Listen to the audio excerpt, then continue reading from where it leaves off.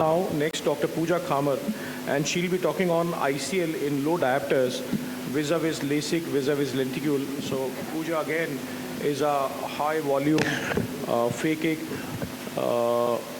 lenticule and a refractive surgeon, and she does on Elita, Silk, and you use the app Ateos and again a high volume ICL surgeon. So let's hear from her, because this has been a very a debatable point whether in low diopters you actually want to address the refractive error on the ICL platform. So actually it's not the ICL rejects, but if the patient is actually fit for all the three platforms, what to choose and why to choose, and you actually give to the patient the basket to the right to choose. So all to you, Pooja.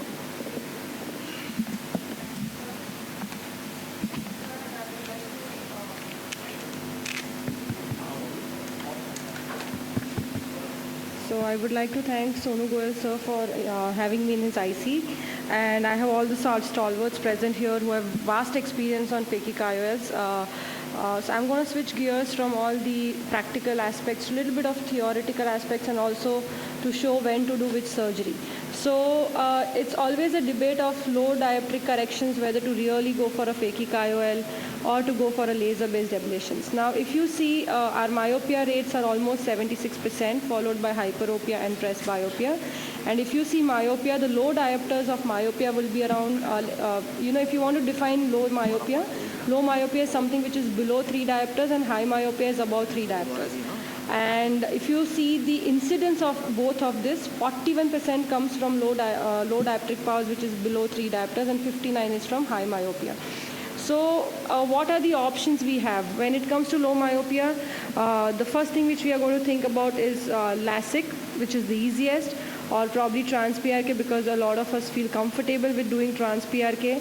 Now we have CLEX-based procedures also. In CLEX you can have the SMILE, the Silk, the SmartSight from Atos, or the Clear from Zima. And whether to do a phakic IOL or not is a questionable thing. Of course, phakic IOL for low myopia do have its own incidence when you do it, but otherwise it's a little bit questionable. So when it comes to trans-PRK, it is of course bladeless, and it induces less biomechanical alterations, and the corneal nerve hemostasis is also well maintained. But the disadvantage what patients feel here is that there is pain and discomfort during the healing time. And when you remove the contact lens, the quantity of vision is there, but the quality does take at least 2 to 4 weeks for it to come to normal. And the depth of focus also takes a little bit of time for it to come to normal. And the biggest worry what we have is haze. Now we have advanced therapeutics, we have mitomycin C, everything, but still there is a risk of haze. And when you are treating a patient of low myopia who's relatively fine, but just doing a refractive surgery for a cosmetic correction, you don't want that patient to land up into haze. So that is one of the disadvantages which you have to keep in mind. Now, when it comes to LASIK, all of us know that it has day one wow effect and it has a quicker recovery, but there is always a fear of flap-based complications. It also alters your aberrations, and it makes your cornea biomechanically weaker, and it is irreversible. So you have to keep this in mind when it comes to LASIK. When it comes to CLEX-based procedures, as I mentioned, SMILE, Clear, Silk, or Atos, the advantage is it's again a low biomechanical alterations, and there are no flap-based complications. But in low power, the biggest challenge we feel with CLEX is that thinner lenticules are sometimes difficult, and it's difficult for us to identify the plane, and it sometimes is difficult to remove those thinner lenticules. So in low powers, yes, it is possible, but this is one of the challenge, and again it's irreversible. And whenever you manipulate a lot for this thinner lenticules to extract it, post-op quantity of vision will be there, but the quality of vision will again be little slower than expected. So the low myopia cases in CLEX only, I think you can do it once you have experience of more than 100 eyes and you're comfortable with it. Now comes the phakic IOL. In phakic IOL, the advantage is you are not altering any biomechanics. You're just creating a 2.8 or a 3.2 millimeters of incision, so you're not altering any biomechanics. The corneal aberration profile is not altered. Even if you have a poor ocular surface, or you have dry eye, that is also okay for a phakic IOL patient to go through it, go with the procedure, because you're not doing again anything to the cornea. And for any reason, if your patient is unhappy, you can remove the ICL and patient can go back to glasses. Only challenge here is the vault, the sizing and the vault related complications, but over time you can, learn it. So I think when it comes to low power, they do have an edge of non-ablative procedures. They are suitable for thinner corneas, and if the patients are unhappy, you can reverse it. So this probably is the only advantage of phakic-IOL what you can feel now. Now, how do we use it? As sir mentioned, is it for all the patients with low myopia? I would suggest no. If it's this is a case example where the patient is 2.5 diopters, and patient had a complaint of ocular surface issues, and he had difficulty in focusing for near post LASIK, whereas in ICL he did not have any complaints. Now, why did that happen? As we mentioned before, because you're ablating and you're making your cornea flatter, you are changing the aberrations of the cornea, and which will indirectly change the depth of focus. So in a LASIK or a lenticular-based procedures, if your patients have positive spherical aberration to begin with, you do not want to do a LASIK or any refractive procedure for them, and you want to do a phakic-IOL for them. Because if the corneas for any reason are extremely flatter or positive SA, they are going to lose their depth of focus, and they are going to be unhappy post-surgery. So phakic-IOLs would be the best option for this kind of patients because it will preserve the depth of focus. Now, the second reason is one thing what we ignore in our topographies is the skewed surface. Whenever the patient has a skewed surface or a poor biomechanics, even if it's a 2.5 diopters, we will say, okay, nothing is going to happen, it's a lesser ablation, let's go ahead and do it. No.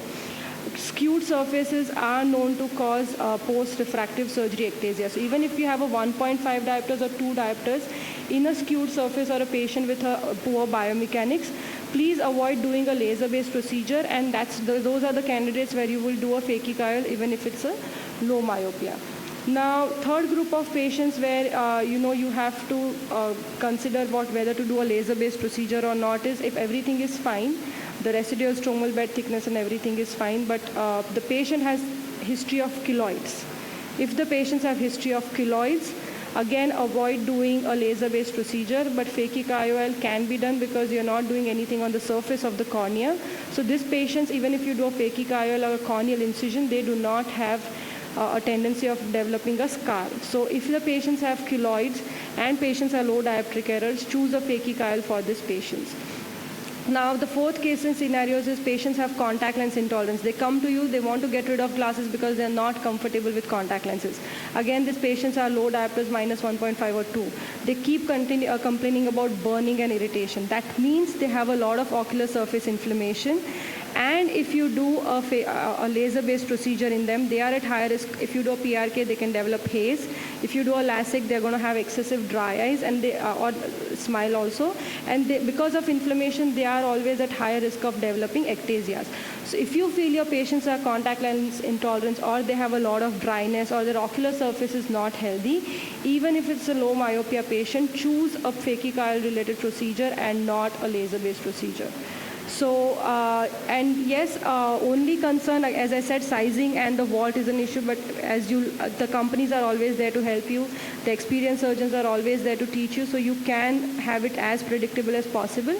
But one small challenge they keep complaining is, in a low dioptric patient, it's a little bit more than the high myopia, is the central hole. The central aquaport is going to cause a lot of halos and glare, but you can always counsel them preoperatively to begin with that there is going to be a gradual neuroadaptation to this glare and halos because of the central aquaport, and the symptoms are eventually going to reduce.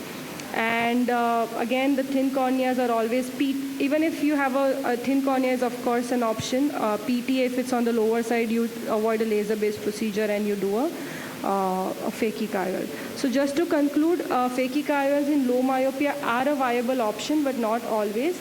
But if you have a patient who have orthoptic issues or who have accommodation-related issues, avoid a laser-based procedure. If they have keloids or any ocular-based procedures, avoid a laser-based procedure, and please choose a phakic-IOL for these patients, even if it's a low myopia. Thank you. So thank you, Pooja, for that wonderful enlightenment. So I think as we were discussing for low diopters, and so wherever you have those kind of skewed axes or patients, Pooja, you can join us on the stage. So for those kind of patients who are actually LASIK rejects, doing phakic ICLs is a great option. But when you have a patient who is, fit for all the three, right? So as we were discussing with Dr. Sanjay, so if you have a low cylinder, for example, -3 with -1 or -0.75, I think then treating them on the cornea platform makes more, reassuring rather than doing a phakic IL practice. So I think with the recent launch of these presbyopic lenses also, I think the whole scenario is going to change, and we'll be able to address presbyopia now again on the phakic IOL platform. So I think incorporating phakic lenses in a practice is very, very important for the time to come, and I think it will be one of the very strong standards of care for even presbyopia. A quick question for the walt that we were having. So patients with actually high walt, and you have a patient who has actually got a walt of maybe 800, 900, and you're worried, and if it's a non-toric ICL. So as Dr. Sanjay pointed out, I think rotating the lens on the vertical meridian makes sense, and then the walt drops down to maybe, if it's a non-toric ICL, drops down maybe to 100, 150, because we all know the the inside white to white vertical is more than the horizontal. So that's a great idea. And for the low walt, I think a lot of people come asking about getting panic about low walts. I think low walt is never a panic as long as there is no lens touch. So you actually need to dilate the patient, see whether there is any peripheral touch. So if there is no peripheral touch and you observe these patients serially, and if there is no cataractus changes and there is no peripheral touch, be the walt be maybe 100, 150, still you just need to observe these patients. As long as it's a non-toric, and if it's a toric and you find re-rotations, then it's a clear-cut sign for going one or maybe two size up for these toric ICLs.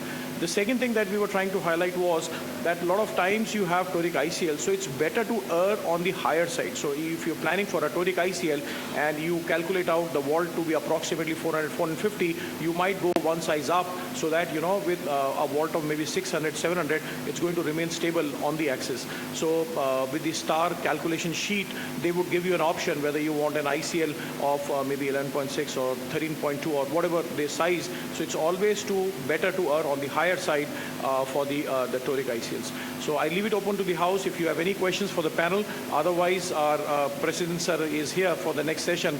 Welcome, sir. So any quick questions? Just we are shooting time. Yeah, Dr. Jhala, please. You can take the mic, sir.